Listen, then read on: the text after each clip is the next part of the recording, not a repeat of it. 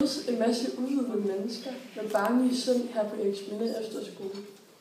Vi råber ind i hovedet på hinanden, at vi skal huske at leve i nuet.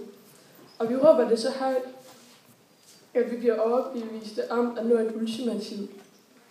Vi er i konstant søgen efter vores egen karakter. Vi bliver hele vejen op gennem skolesystemet påsat karakterer. Her på Eriksminde finder vi vores egen. Vi pådutter de ekstreme hårfarver, diverse tidsaldrede tøj og piercinger og andre særpræg. Så spørgsmålet lyder, hvad gør man markant i den her store sammenhæng? Den vej, der bliver lagt for vores fødder, gør os til gavede linedansere, som nye tider gør os i møde. Trods forhindringer er vi der altid for hinanden. Vi er der til at begribe hinanden med udstrakte hænder, der kærtegner og former. Omkring hvert et hjørne er der mennesker, der er klar til at begribe dig.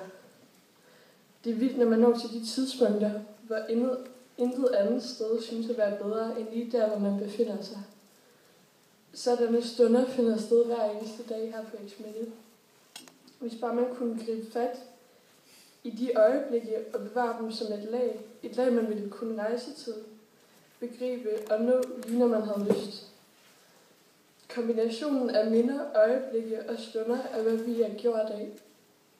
Minderne giver os det faste leje, når vi skal gribe fat i, hvem vi er. Selvom vi spredes for vilde vinde efter denne euforiserende kærlighedsboble. På Eriksminde må vi huske, at vi kommer af fælles pust. Herfra samme tidslomme, samme lykke, samme fælles vind vil helt sikkert blæse vores tanker på det her.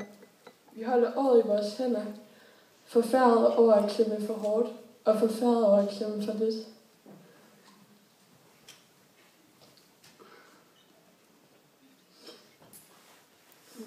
Men vi har det lige meget hvad. Det vil give os et håndtryk af anerkendelse. Det vil ruske i os og gøre os bevidste. Det vil tage fat i os, når vi falder. Prøv at føle, hvordan dit liv bliver fyldt.